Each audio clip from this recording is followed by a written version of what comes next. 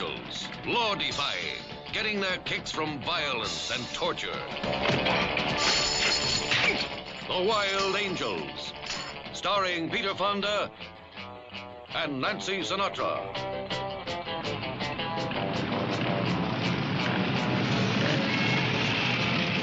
In the Angel Gang, if you're one man's woman, you're his old lady.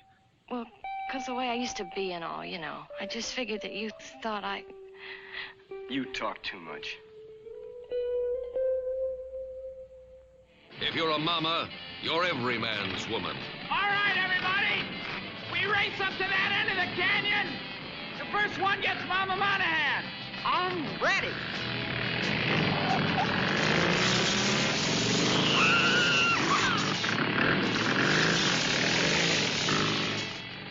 Look, baby, I say we're gonna have a party now. Listen, Frankenstein, get lost or the loser will take care of you. Oh, man, I got more than the loser ever had. Oh, blues! These are the Aginners. Their emblems, those of the defeated, the despised. Their intimacies, a rape of decency. Their every enjoyment, a parody of pleasure.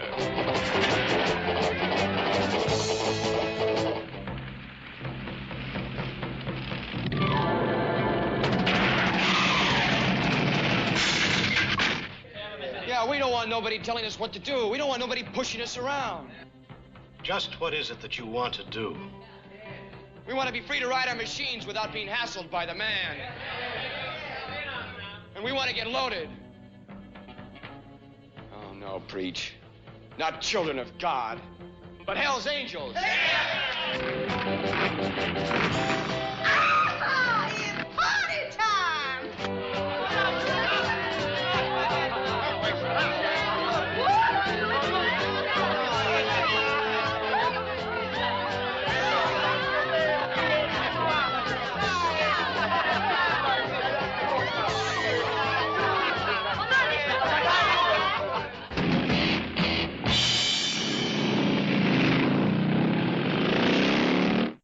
We watched a movie this week, and before we I have to put a prop on. Hold on for a second. I'll put my the movie is The Wild Angels with Peter Fonda and Nancy Sinatra and a bunch of other people that you've heard of. But let me put on my prop. I gotta take. Okay. I found these things. These are my dad's from the '60s. So I got my Peter Fonda. You got your shades, man? I got my shades, man. I got my Peter Fonda shades. These are actually my dad's. I can't see anything, but, you know, I mean, I'm not reading anything. I can kind of see you, but, you ride a bike? Yeah, no, I ride a 10-speed. I have a stationary bike I ride. Yeah, there you go. I still get hassled by the man. Yeah, hassle by the man. You got a license to ride that? You know, what, it's a stationary bike, yeah, but still, you know. Anyway. These are like from the '60s, these shades, so I gotta take care of them. They're classics. But at any rate, yeah, I think this movie, The Wild Angels. Oh, and by the way, like I always say, this is Destination Nightmare B-Movie Podcast. In case you didn't know, because you probably clicked the button and you know it's us, but if you didn't click the button and you think you're listening to something else, yeah, I think I saw this movie when I was a kid, believe it or not. I think when we moved to Florida, my dad just wanted to see action movies, you know. So I think we saw this movie in a theater, and I'm like, damn, that's like pretty crazy for 8 or 9 years old or whatever, you know. Or maybe at a drive-in. I'm not sure. This is a drive-in, but this is I've seen, like I said, I watched this about a year ago. This is a strange movie. Not much of a plot. No. You know. It could have been cut down to probably about a half-hour TV episode.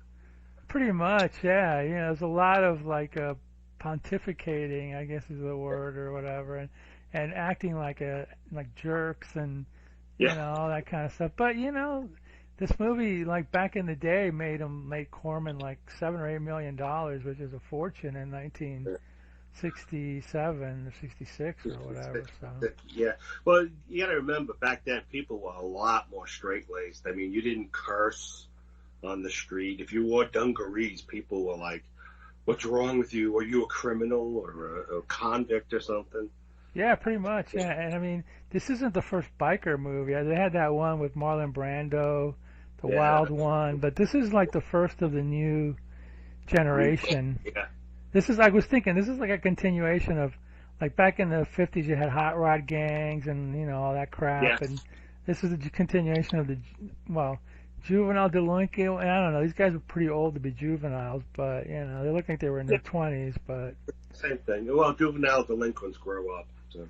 Yeah, right. And they made more violent ones than this, but this was the one that, started the, I don't know if that's kind of the counterculture, or at least it made Peter Fonda like a cool, hip counterculture guy or whatever. And this, of course, begat, like the Glory Stompers and Satan Say This, and then, of course, it culminated with Easy Rider, pretty much, so, but it is what it is, I mean, we were watching it for Nancy Sinatra, but she really didn't have much to do in this movie. She was kind of sort of laid back, and her character was a bit lackluster. She just had that one scene where she goes in to like open the door for Bruce Dern in the hospital or whatever, pretending she's a sister or whatever. I mean, that was the only time she actually got to, act. I mean, this movie does have people that went on to other things. I mean, Fonda, Nancy Sinatra, Bruce Dern, who became a big actor. His wife, Diane Ladd. Who's also those two are. They were actually married. They were married, and their daughter is Laura Dern. Yes, Laura Dern. So who looks like her mother. Michael J. Pollard was in it. Pollard, yeah. Rather. And there were a couple of bit players, like the guy who played Medic, who had the boat. I've seen him in countless Frank TV Maxwell, shows. the preacher. We saw him in a movie not that long ago. Yeah, he was usually in a lot of science fiction and military movies. He was a good authoritarian figure. Gail Honeycutt, the brunette with the interesting nose. Yeah, that was an early movie. Actress, and I guess she came to America for. Oh, is she British? I didn't know that. She's British. I think she's British. I mean, I've seen her in a lot of British stuff, so I assume she was British. I didn't know that. I thought she was an American actress. But anyway, she's in it, and boy, I'm sure there's other people, but those are the main ones or whatever. And it's like, I mean, it starts off with like some little kid on a bike, and then you see Peter Fonda, and it's like, was that kid supposed to be related to him or something? I don't know. I think. Or was that just like, showing the young, a little kid on a bike becoming a biker?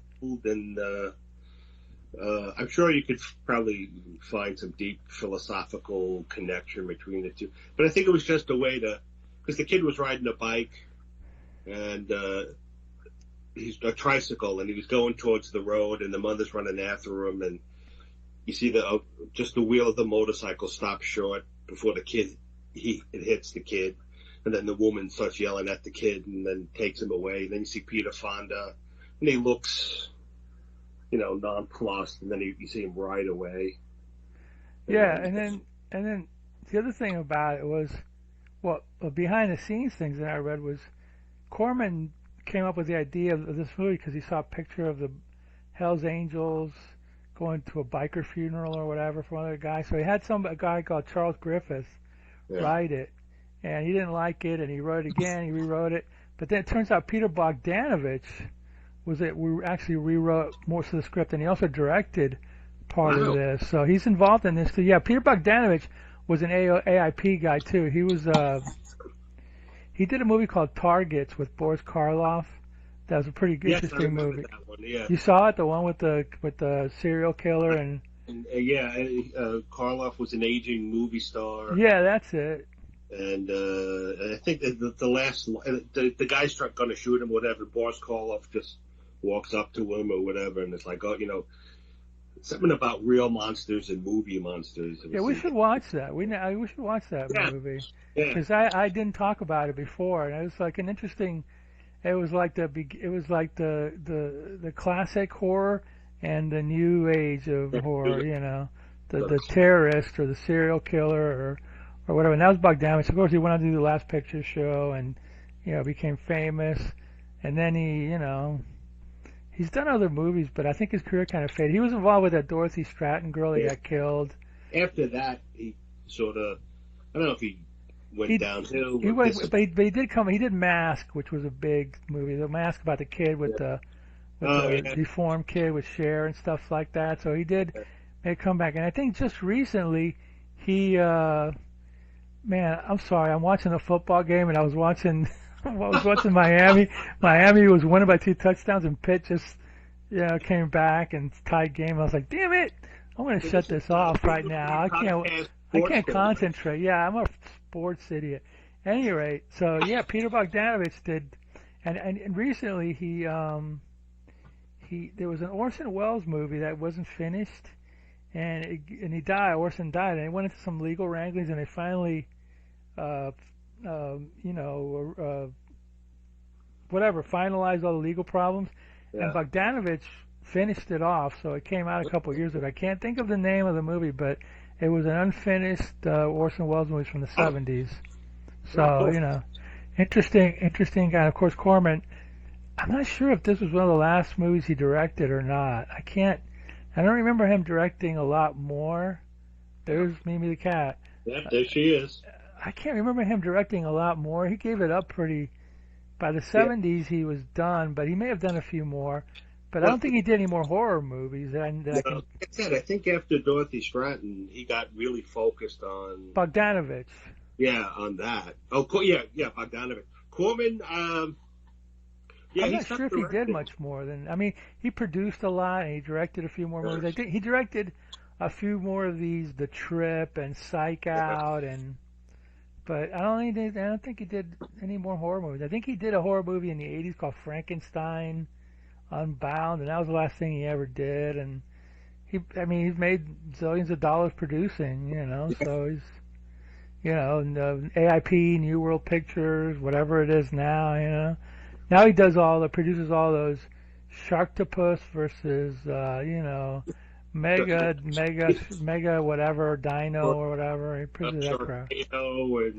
Sharknado, yeah. Hey, you know what? He makes money doing it, and you can't fault him for that. He knows what people want. So no, and that's the crap that they play on Sci-Fi Channel, yeah, which used to be really good, and now it's like now it's a joke. POS, But at any rate, so basically, Peter Fonda takes off, and he goes to like a oil rig or something like that, looking for his buddy Bruce Dern, Loser. And he goes to tell him that he found his bike. They found his bike in Mexico or something. Yeah. And then Dick Miller is the foreman. Who's been in, I think, every friggin' Roger Corman movie. He was like the Good Luck Charm or something, He sees that Iron Cross on Peter Fonda. And he's like, "Hey, we used to kill people that wore that." And they get into a fight, and they And then Bruce Dern quits because his foreman says, "Hey, what are you doing? You can't fight out here." Blah blah. They quit, and then it starts getting into soap opera where he goes back, and Diane Ladd's like, "Oh, hey, Loser, what's the matter?" That's 4 jobs in 5 weeks, and he's like, "I don't care, man. I gotta go get my bike, man." So. Yeah, when she hears he's going to get his bike again, she's all happy that, "Oh, okay, that sounds cool." It's funny how the way it was portrayed in the movie, it's like these kind of whatever,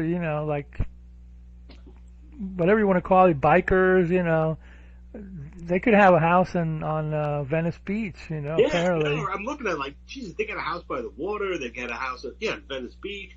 I'm like, where are they getting money for gas? They're stealing it, I guess. There was that one scene when they go to the funeral parlor, and you remember when they go to see the funeral parlor guy, and you go, "How much?" And they go, "A lot of cash." Puts out a lot. So obviously they're stealing, or they're doing some good robbery, or they're dealing drugs, or I didn't know. That kind of antisocial thing. So they, they got money somehow or another. I don't know, but. Anyway, so then they go to where Mecca, they call it, right, to get the bike. So, they go to Mecca, and then the whole group of them, the men and women, and they go and they sort of find a place, and the cops are following them because they're suspicious, and then they find a place that's sort of like in the wilderness, and then a couple of the guys they're like setting up a camp or something, and then all the girls get off the bikes, and then a bunch of the motorcycle guys ride out to Mecca. Yeah, they tell the girls they got to stay back, right? Yeah, stay back, and some of the guys stayed back too, and they rode into Mexico to a garage. And then there's that weird scene with the horse where they untie the horse and the horse doesn't want to leave, and he goes, "Come on, man, go." Bruce Dern's like, "Go," and the horse is like, releases the horse because the horse is tied up, and he's like, "Go," and then the horse starts following him, and then. And I'm thinking, is that supposed to be some deep meaning or what? I don't know. Well, I think, they're like, we're free. We want everybody to be free. Yeah, that's it. That's it, exactly. But then the horse follows them. So they go into the garage, and they're looking for Bruce Dern's bike, and Bruce Dern finds a brake pedal to his bike. So then they start fighting with the Mexican bikers. And, there's like 5 minutes of fists flying and racial slurs. Oh, yeah, taco maker or whatever. And bean pickers. And beaners or whatever, yeah.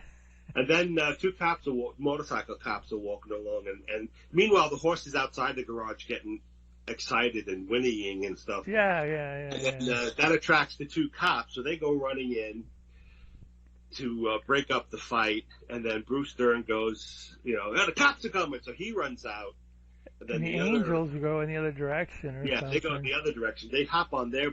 Bruce Dern had to ride down with Peter Fonda because they were going to get his bike. That was where his bike was. The motorcycle guys get on the bike, they ride away. Bruce Dern steals one of the motorcycle cops' bikes, and he's riding away. He can't get it to go faster, and the cop chases him. Meanwhile, the other cop goes, and they set up a roadblock. So Bruce Dern's, driving. You see, again, 5 minutes of driving on the motorcycle.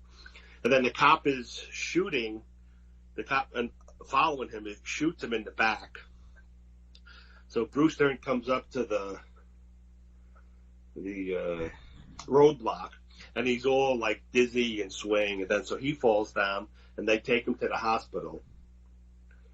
And then in the meantime, you see there's a big party going on at the biker camp, and then the bikers come in and they say, well, we didn't get his bike back. Oh, and Diane Ladd is like, well, where's Loser? Where's Bruce Dern? He's like, well, he stole one of the cops' bikes, so he'll be along. So she's all worried and pensive. And then one of the guys tries to hit on her, and Frankenstein. He's like, come on. And then she's pushing him away. So then she runs to Peter Fonda, and his name is Blues. And he stops Frankenstein's Frankenstein and goes, oh, sorry, okay.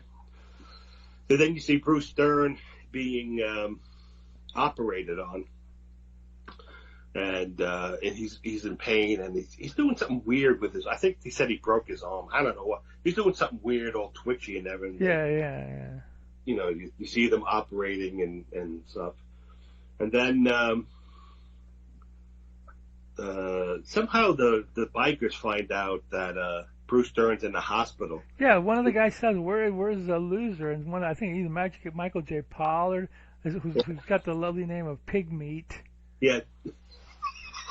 Pig Meat. Hey, I want that name. If I'm in a bike.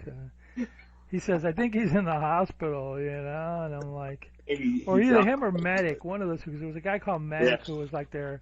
And then there's that middle-aged woman who she had some relationship with Gail Honeycutt. I don't know if it was her mother or whatever. I feel like she was the mother. Gail Honeycutt was the daughter. And they're both in the bikers or something. Yeah, and they were crashing at that big place was at her house. Something. It's something weird like her that. Her house with her beautiful swastika bedspread and... and drapes, swastikas, and Nazi flags and stuff all over the place. And so, anyway, they decide they're going to break out.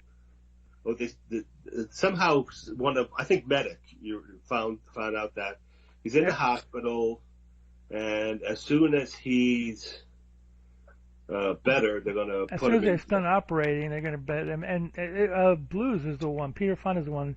We're going to get him out, and you Right. know, and how are we We're going gonna to do break it? him He goes, you got to be smart. So then they concoct a plan where they get Nancy Sinatra to go there, pretending she's her sister.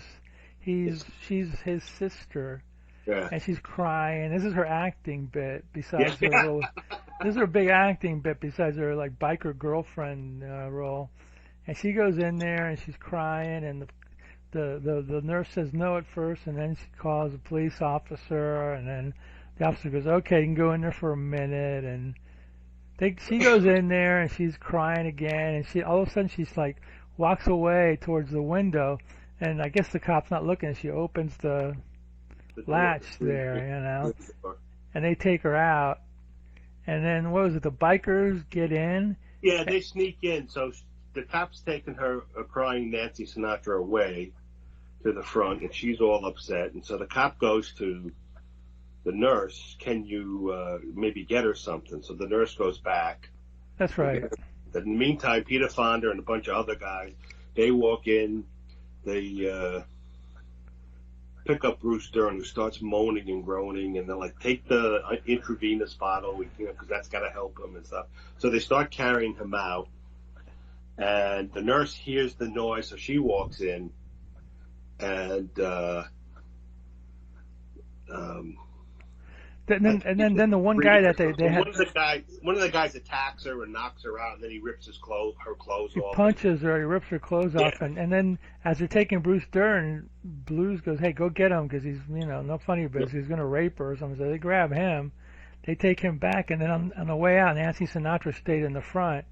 They pick her up, and then they're going, and Bruce Dern's like in bad shape, because I think they dropped the IV or something like that. Yeah, it broke as they were loading them into the station wagon.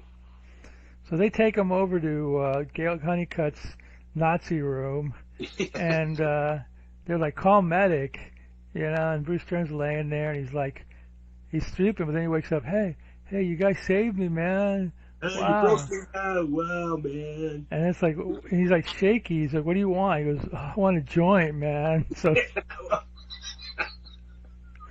one of the guys gives him a joint. He's like, yeah. He's like, his eyes bug out when he sees it. And I was like, yeah. So they're like, call medic, because he needs help. So the medic guy shows up there, and he looks at him, and he looks back at Blues, and he's like, he ain't gonna make it. Yeah. You know, meanwhile, Diane Ladd's all she does in the whole movie is like cry, whine, and then get raped. You know, she didn't have. Oh God. Or get chloroformed and raped or whatever. You know, but that's later. That's later. That's during the really special part of this movie. You know, so like he dies, and then that's when they all go to we got to bury him, and it's like, well, go to the funeral director and see what they can do, and the funeral guy's like a real smart ass guy, you know what I mean? Yeah. He's like, where'd you get this death certificate? From veterinarian? Yeah. That was So funny. obviously he knows it's fake, but they pay him extra money to set up the funeral. Yeah, at first he said it was $250, and then it ended up like $500 or whatever. They go, how much? $400? And he goes, the guy pulls out $400. I go, where did you get $400 back in '65? Yeah. Whatever. He goes, oh wait, but the tax included, and I think he gave him another $100. So the funeral director's another heel, but right. whatever. And they're going to bury Bruce Dern in his hometown of Sequoia. Yeah. Or like that.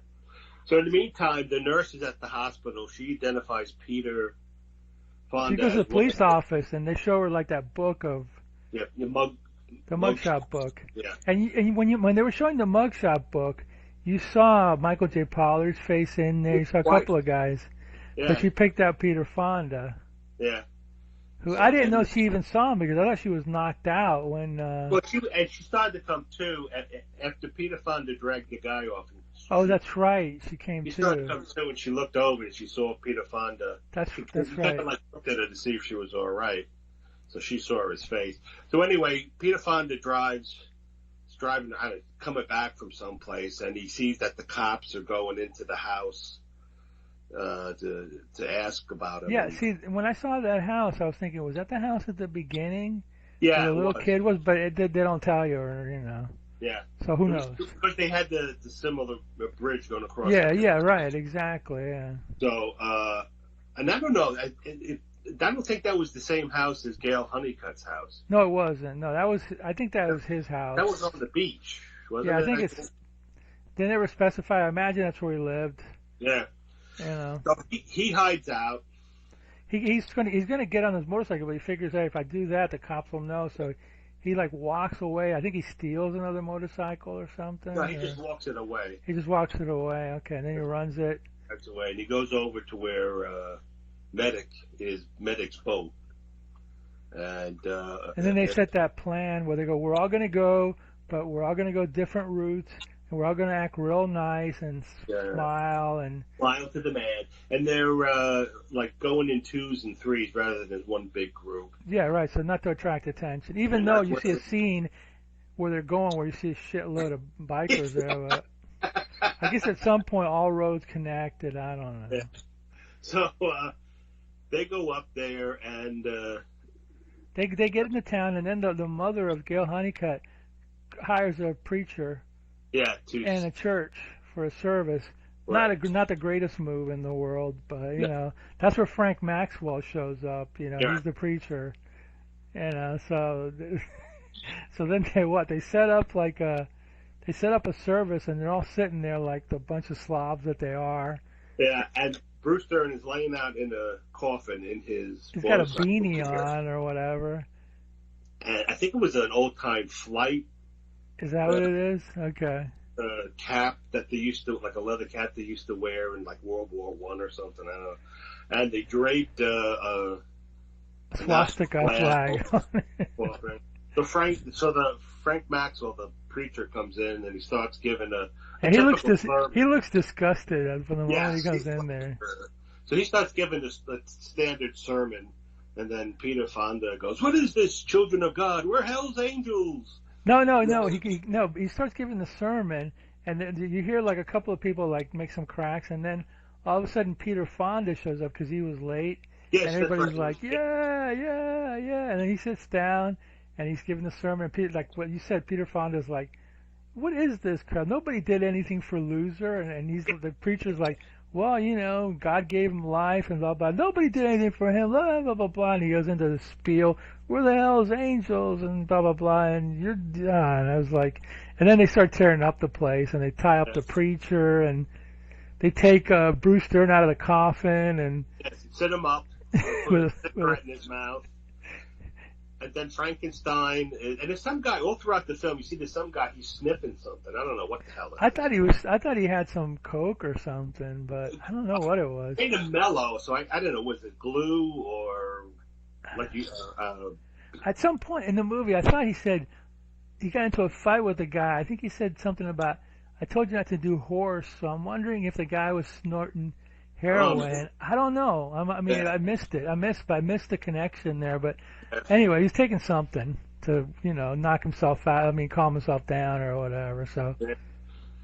So there's this big orgy. They start breaking up the furniture, and they tie, like you said, they tie up the preacher. They put him in a coffin, and then Peter Fonda and Nancy Sinatra have sex, but you don't see it on screen. And then they get Diane Ladd, and they give her some of the stuff and knock her out, and then several guys stand in line to rape her. He's no. What happened was that Peter Fonda came in with Nancy Sinatra, and the whole thing started. And then I don't know, he got weird or whatever after he took the drugs, and then he went behind the coffin and went behind the coffin with the middle-aged woman, with the girl's mother, and left Nancy Sinatra there. And then another biker walked up to Nancy Sinatra and he started making out with her or whatever, And then Peter Fonda came back and he didn't give a crap. He punched the guy, but he looked at her. He goes, "Yeah, whatever," So it was like, So then they grab the coffin, right, and they take off to bury him. And in the meantime, the preacher had his hands tied. Yeah, they break the whole church. Up. They break pews and bottles. So they dump the preacher out, and they put Bruce Stern in the coffin and take it out. In the meantime, the preacher has a broken bottom, so he cuts his hands. And when they leave, he calls the cops. And he calls the cops and stuff. So they do a slow procession through town. They finally get to the Sequoia cemetery or whatever it was. As they're progressing, you see more and more people from the town showing up. So they get to the gravesite, and Nancy Sinatra says, somebody should say some words, and Peter Fonda goes, there are no words, and he motions them. So they start to get ready to lower the coffin into the ground. And in the meantime, outside the cemetery, or in the cemetery, a bunch of guys, and then one kid picks up a rock and throws it, and it hits one of the bikers. So they drop the coffin in the grave, and then the bikers are like, let's get him, and it's big again, another fight. Fist flying and stuff. And then you hear the police sirens. And so then all the bikers jump on their bikes and drive away, and then and then it's just Peter Fonda, Nancy Sinatra, and another guy, the other guy. He says, get on the bike. He tells her to go with him. Yeah, to go and stuff. And she's like, "What? Are you coming with us?" Yeah, he said, "No, there's no place to go." That's no place to go. Yeah. No, there's no place to go. So Nancy Sinatra gets on the bike. They drive away, and you're still hearing police sirens in the background. And then Peter Fonda slowly puts on gloves, and then he starts, he takes up a shovel and he starts throwing dirt into the open grave to bury Bruce Stern. The end. That's the end. Yeah. I'll tell you one thing about the movie. It was easy to follow because sometimes when we do these movies, we forget scenes here and there. This one was pretty. I mean, the storytelling was pretty. The movie was pretty basic plot, but the storytelling was easy, very easy, and to understand. Now, what's the point of this movie? I don't know. I don't know what they were trying. I guess they were just trying to say. They were just trying to depict this lifestyle that was... Yeah, a counterculture. Again, back then in the 60s, everything was really... Or even in the 50s. They made references to Vietnam, too. There was one or two references. Well, that's how... I think the Hells Angels started out as a bunch of guys in World War II. Oh, yeah? Who were, fighter pilots. And when Is that where it came from? I didn't know that. I think that's it. And that's why they have the wings. And... they just craved adrenaline and excitement, so they started riding motorcycles. And as a sort of a counterculture evolved from there. And then I guess they attracted the wrong element. And they slowly turned to like outlaws and outlaw bikers and stuff. So I think because now this it was kind of tame compared to what you see now, but back then this was like. Oh yeah. To people who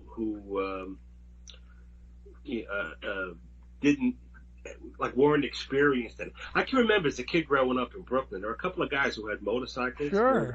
They would keep them in the areaway of the little fenced-in area next to the stoop of the apartment building, and they were scary. Only because they had a motorcycle, they were scary. And there was one guy. He did some petty crimes. And he disappeared for a couple of years.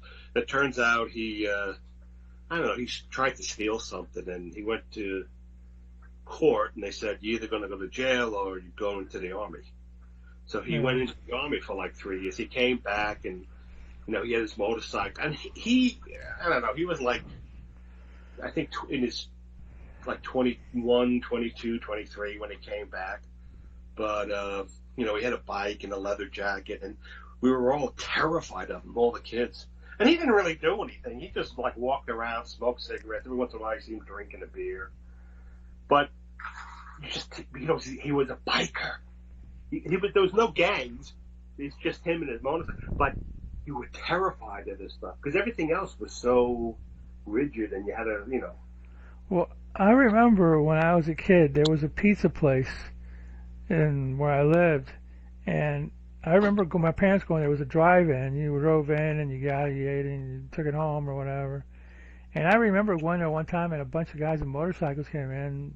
They didn't do anything, but we were just sitting there, and they came by, they got their pizzas or whatever. But I'll tell you one thing though, back in '65 or '4, when I was a real little kid, when I lived in Queens, one night me and my grandparents went to White Castle, and we went there to eat. And so we're sitting at the, at the, what do they call the stools? Remember those seats that revolved? Yeah. Yeah, those things. Stools. Yeah, whatever. We're sitting there eating. There's another guy there and a couple other people. And all of a sudden the door breaks open and it was a gang of whatever. And it was like, all right, I want to count to 10. At 10, we're going to rumble. And me and my grandparents ran out of there, the back entrance or whatever, so. Yeah, I did see that when I was a kid. But Jeez Louise, that wasn't that bad. that was in Queens. I was in Woodside. So maybe it was a bad night. I have the impression that maybe one of the guys that was sitting there might have been a rival, and they tracked them down or whatever. But that was my, they weren't bikers, but they were definitely gangs. They had jackets and stuff, so I'm like, okay. It wasn't the Warriors, was it? Yeah, Warriors come out to play. No, they didn't have funny makeup on or anything. They just looked like greasers or something. From what I remember, you're talking 60 years ago almost, maybe. I don't know. From what I remember, so yeah, I did see some of that. But I mean, I've known people that were involved with bikers, and they're rough. I mean, I wouldn't want to be. They were a rough crowd, and but the thing is, it was even if you wore a leather jacket, you were considered a rough customer, and so it was. And so this movie back then was probably very shocking to people. Sure was. Yeah. Even though, like I said, the Marlon Brando thing. The Wild Ones was in the 50s, and that was pretty shocking then. But Corman, of course, knew how to hit nerves, and he hit one. Right. I mean, this became a thing for a while. Yeah, there was I think for 10 years or so, there was a lot of outlaw biker movies, and then what happened after that? I won't call them biker movies, but in a sense they were. Some of those Mad Max Into the World movies, they had weird biker gangs in them. Those are the ones that Mal loved, whatever, Outlaws 2030 or whatever, it was like it. Apocalyptic biker gang. Yeah, right, because Mad Max had a bike, didn't he? When he rode a motorcycle, the Road Warrior and all that, or he had a car. No, he had a car that looked like. Car, yeah. But he was a police officer, and he, there was some of that going on there or whatever, but. Yeah, they really glamorized. Yeah, this stuff. I like this genre though. I mean, the Glory Stompers with Dennis Hopper, that was really good. Supposedly, Dennis Hopper at that point when he did the Glory Stompers '67, he had been blacklisted from Hollywood because he was such a psycho, and they hired him to make this movie, and apparently he gave the director such a hard time. The director had a stroke or something, and they had to finish it. Yeah, he was a real. And of course, Peter Fonda, and Dennis Hopper ended up, with Easy Rider. Do you remember? There was a bunch of Billy Jack movies. I forget. God, my favorite one is called The Born Losers. That was the one before he became the protector of the innocent. He was just a guy from Nam who came back, and he was involved, and he was just riding around, and some girl got kidnapped by a biker gang, and he went to save her. That's a good one. It's called The Born Losers. It's with Tom Laughlin, who was it's Tom Laughlin. Yeah. And then he became Billy Jack, and he had that hat with the Indian feather. Yeah, then he got kind of preachy and goofy and cheesy. I did see one of those movies, Billy Jack Goes to Washington or something like that. I don't know. Whatever. Tom Laughlin was another one, but he milked that character for that Billy Jack movie, that first one. That made a lot of money, man. But I always thought it was weird. Because back then it was a peace and love guy. I guess he was protecting him from the bad corporate whatevers or whatever, but it was just like, oh, so you're a hippie guy that beats the crap out of people? I'm like, okay, but I guess he was their protector. I just remember one time Saturday Night Live made a skit about Billy Jack, and they had Paul Simon playing Billy Paul, you know, and it had something to do with an ice cream shop or something. It was funny. It was funny. It's probably on YouTube, but yeah. It was yeah. But that is another. Yeah, because Billy Jack rode a bike too, but Born Losers, that movie, he really was like a loner, outlaw biker guy, and he did fight a biker gang, and that was pretty rough too. These movies back in the 60s, they pushed the envelope of. Yeah. It was shocking. Yeah, it was. You know, people didn't really see this because everybody was in the suburbs. Unless you lived in wherever, you would see this. And, you know, again, back then, 66, you had movies like, you know, Mary Poppins and My Fair Lady. And, yeah. You know, the Disney that movies. That darn cat and, yeah. Those bed knobs and broomsticks. Bed knobs and broomsticks. Yeah. And yeah, so this was like a real shock to people. Yeah. Yeah, sure was. And it's very nihilistic.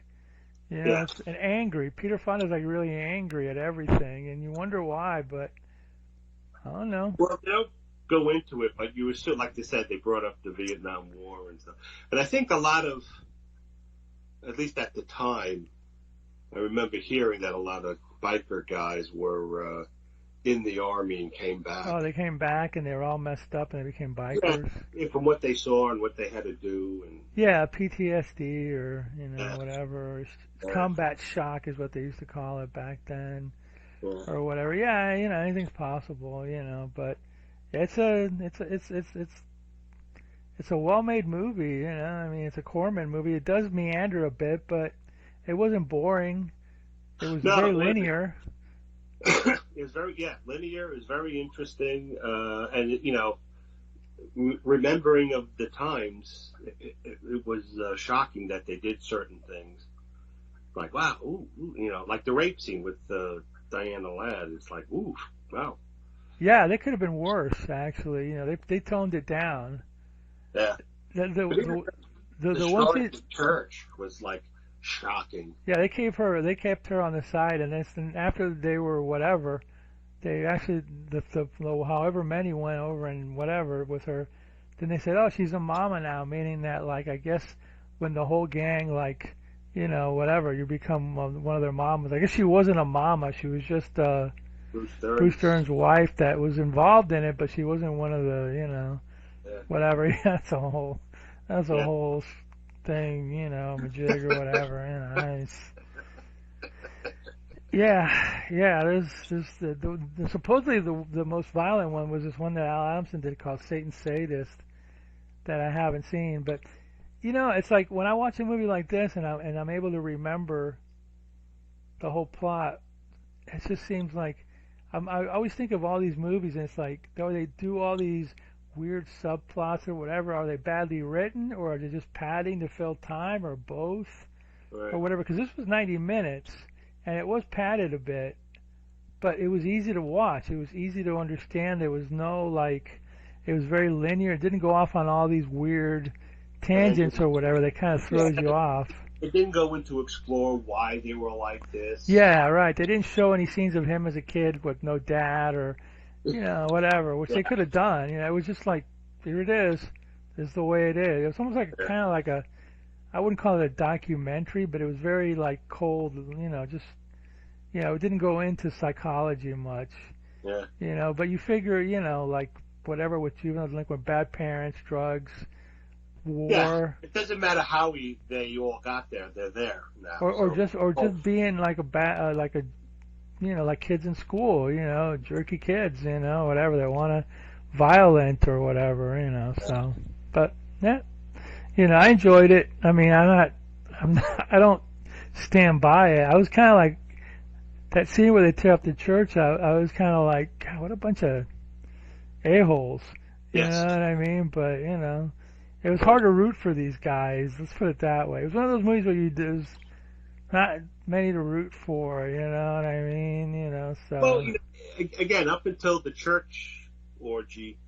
I mean, you could almost see their point because they're just riding around and the police are just following them and not really hassling them. But you're like, all right, well, maybe you're bringing some of this on yourself by your attitude or.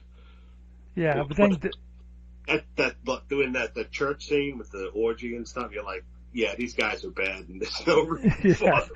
There's no remorse. At first, like you said, you think, well, maybe, but nah. Yeah, these guys are a bunch of hoodlums. I think they used to call them or whatever, Hoodlums. Thugs. Yeah. After this, Corman did The Trip, which was an acid movie. Yeah. Psych Out, which I think Jack Nicholson started coming into these movies. Was another drug movie. He got into the drug movies. Yeah. There was also like Hell's Angels on Wheels. They did a few of them, but they had. I watched one of them. I can't think of which one it was, but it was one of those Hell's Angels, Devil's Angels, or whatever. But I think John Cassavetes, of all people, was the lead, and Penny Marshall was one of the biker women. I go, Penny Marshall was in a biker movie? That's like crazy. You see all these people that went on. To become big stars or whatever doing these things, but I guess that's how they got their start through Corman. A lot of these guys, they owe their careers to Corman. Peter Fonda, Jack Nicholson, Dennis Hopper. Yeah. He had a good eye for talent. Yeah. He had good people. That's the thing. That's the thing. If you want to succeed, you have to be talented and you have to be competent. But you have got good people around you. Yeah, exactly. And that is a talent. And if you're Roger Corman, you have to be a cheap bastard, too. Yeah, that too. Yeah, I've heard.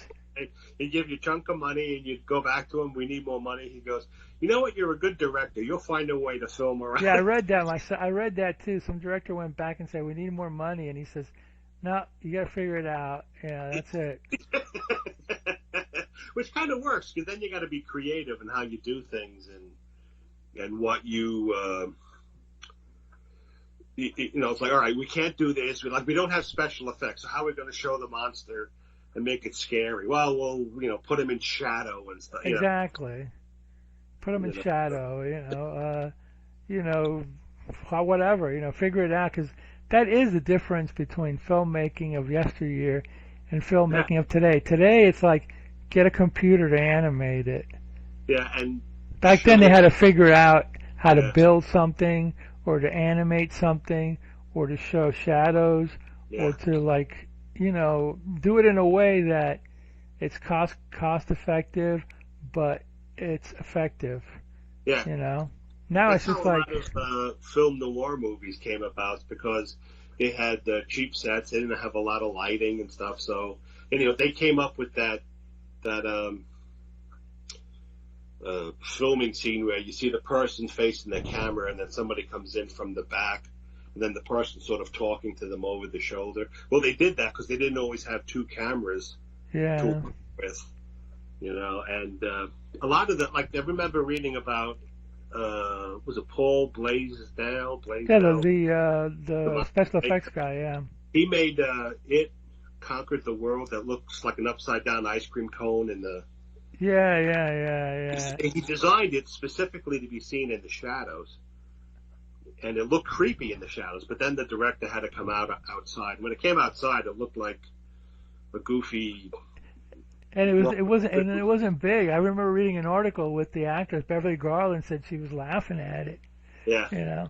And the thing about Blaisdell's monsters is they really look good in stills. Yes. But when you saw them in the movie, it was just like clunky, But they were wonderfully looking. They look great.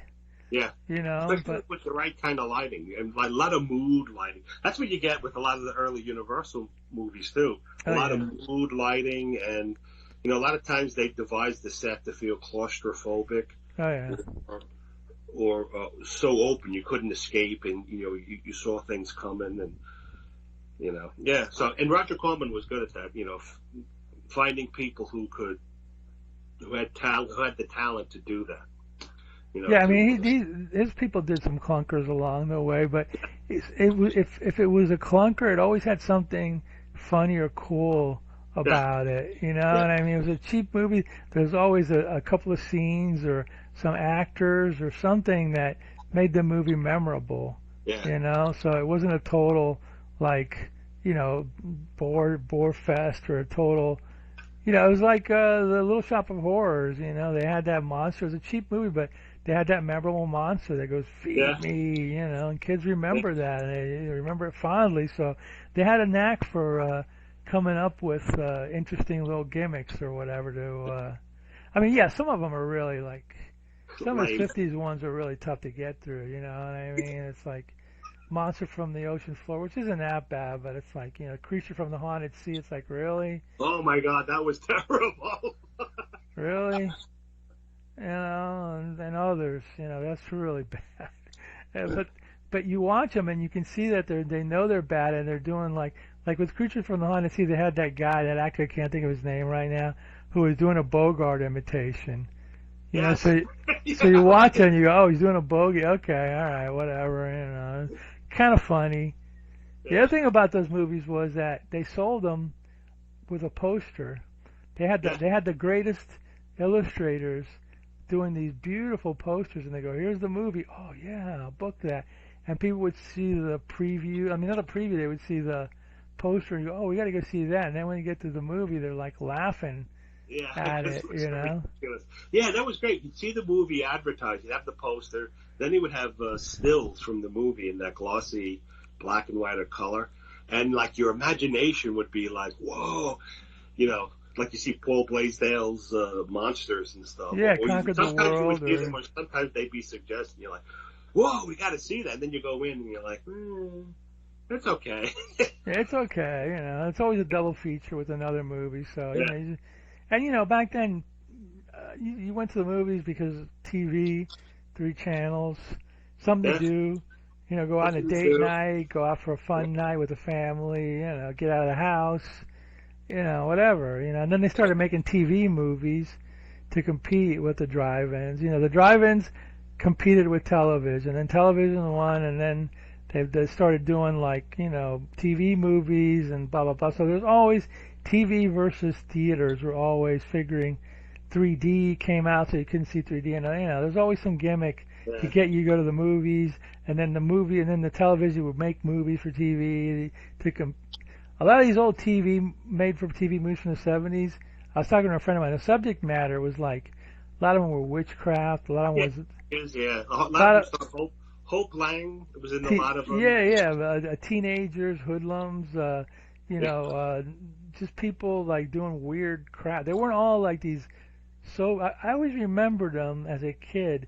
I'm not gonna watch. That's a soap opera, but they were really weird subject matters, and I think they were really competing with the theaters because they were almost like weird little exploitation movies in a way. You know what I mean? Those ABC. And I wish somebody would get a hold of them and put them out nice, but. Yeah, I don't know why they don't. I mean, I guess the stations are holding on to them. There's a lot of them. Could be rights. You know, there's a lot of them on YouTube, but they're all like There was one where Michael calls and this girl. Yeah. They used to play that on. They would play that on TV. Yeah, and there's the wait until dark or something with those little onion head people and Kim Darby. Don't be afraid of the dark. Be afraid of the dark. There were a bunch of them that were really interesting and weird. William Shatner was in a bunch of them with like spiders attacking or The Nightmare at 37,000 feet or something like that. Yeah. You know, so you had a lot of actors. Yeah, so they were competing because in the drive-in movies you can get a little more gory. You can push the limit. Spicy. Yeah, that's it exactly. Yeah. And so then when the movies on TV started to, you know, do similar things, then you started to see some side boobs. And, you know, some European movies would come in with some editing, but you still got to saw some of the scene. Yeah, it was funny. Back then they would edit the scene. Now they just do like a what do you call it? Yeah, they fuzz it out. Fuzz it out so you can't see, but you see the scene, but they don't edit it. And I was like, well, you know, back then they would actually shoot a TV version. Yeah. And because there's horror movies that I've seen, European horror movies that my friend was bought like on whatever eBay or whatever, and it was a TV print, and you see it was clothed, but then you'd get the VHS or the DVD, and you'd see, oh wait, she wasn't wearing any clothes. Wow. Wearing anything, yeah. Yeah, so they would shoot them that way. Yeah. It could be because of, they did stuff for Europe and they did stuff for America or for Japan or whatever, but it's interesting that, some of these movies had different, because I heard they would shoot, or read somewhere that they would shoot like 2 or 3 versions because like the American market was a bit more conservative. Yeah, conservative, and also Spain. It was a very Catholic country, so it was conservative too. Yeah, couldn't play there. But like Germany and Italy and yeah, France, there's all even Japan. It's like we'll check it out. We'll see it. So they would do like 2 versions of it so they could sell it all over the world. They'd do the tame and the not so tame. But here, if it came into theaters here, they would show blood and guts and nudity. Yes. It was for television that they would and we're right. Spain was very conservative when Franco was around. When he died, they just everything kind of. By the early 70s, they started going crazy over there and shooting all sorts of weird crap that Yeah. Anyway, sometimes there was one movie that I watched. It's called. It was with Judy Geeson. It was a Spanish movie. It was called Nightmare Inn. It happened in Nightmare Inn. And this thing was only like an hour and 10 minutes. I'm like, and then I saw the unedited version of it. I'm not even going to talk about it, but it had a couple of scenes where you're like, really? Wow. It was really, and not with her, with another woman and things she saw in the lake. It was like, holy whatever. It's like I'll stick with the Nightmare Inn one or whatever. I don't want to see that. But yeah, they after Franco died, or they kind of like became freer. They went nuts. They went nuts over there. No, you get so tightened up, you can't do almost anything. And it's an explosion. Yeah, it kind of explodes, and it's not always really good. Sometimes. No. It's not even necessary. It's just there for pandering. It's like with computer animation now. Some people use it. They just load the movie up with computer animation just for the sake of, hey, it's computer animation. And, or computer special effects. And you're like, I don't need to see all this, They sort of lose. But they spend so much money, they want to make sure you see the dinosaur or the monster they designed. Like in the first Alien was great because you really didn't see the monster. Yeah. You would see like part of a head or its back or something. Then the second one, Aliens, that was good because that was an action movie and you could sort of see all of them, but they were moving real fast. But then they started to go downhill. Yeah, it's I liked the first couple of movies. After that, I stopped. I was like, I don't. But that movie's definitely changed. That was the dark side of sci-fi. You had Star Wars, and then that came. That was a pretty important. That was a big movie. I mean, I remember going to a comic store. People going, "Have you seen that movie where the thing pops out of his stomach or whatever?" And apparently, when they filmed that scene, the actors didn't know. Yeah. So Veronica Cartwright did a backflip or something, and when she saw that, I was like, "That's real." So. I'm sure Corman would do crap like that too, where the people didn't know exactly what was going on and their genuine reactions or whatever. But anyway, so that's the Wild Angels. I guess I'll give it a thumbs up. I liked it. It was 2, yeah, 2 thumbs up. 2 thumbs up, yeah. So it was good. I don't know I don't know what we're gonna do next. We'll think of something. I thought we mentioned something before, but I can't remember right now. So I don't. But we'll figure something out. And by the way, you're on Facebook. That Karloff image. You wrote, is this Karen Allen? Yeah. I responded to it, by the way. I said, no, it's Brooke Adams. So the old Brooke Adams, Karen Adams, Karen Allen, Brooke Adams. Yeah. Whatever. I tell you, man, one last thing. It was like, I guess it'll be over at tomorrow or Monday. But we get an over-the-air channel called Movies. Man, all day long they're just playing all sorts of horror movies. It's great. It's like they'll do a break for a couple of hours, then the next day it comes. I mean, they repeat a lot, but excellent. You know, all sorts of weird crap. So it's been a good year of Halloween movies this year. Yeah. You know, so yeah.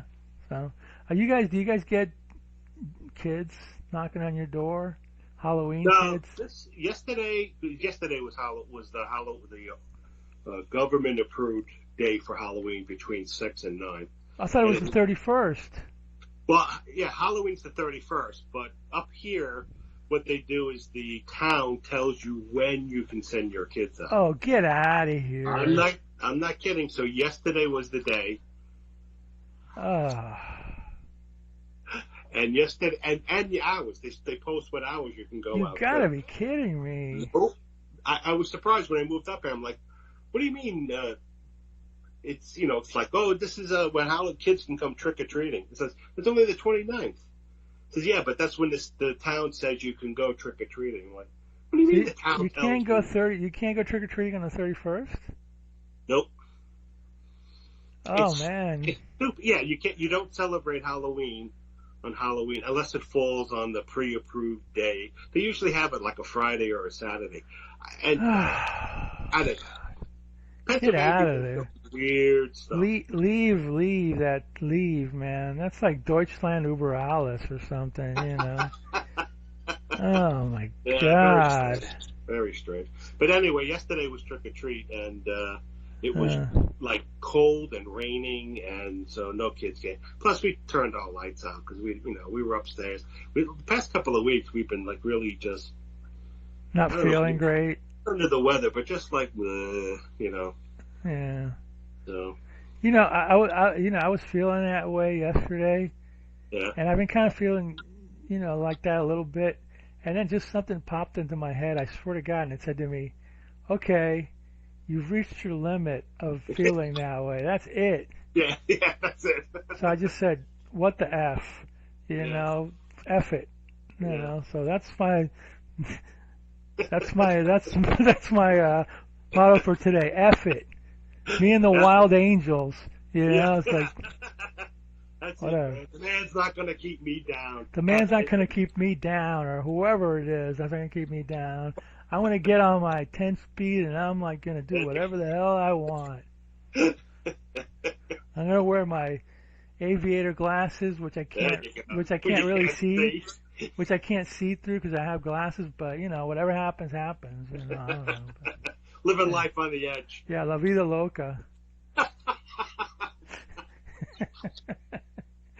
All right, well, that's it for today's show, and I think since you're not on Facebook that much anymore, but I hope you go on every once in a while, leave like a little joke because those are always good. But yeah, I'll try again, but because I do miss it sometimes, but then.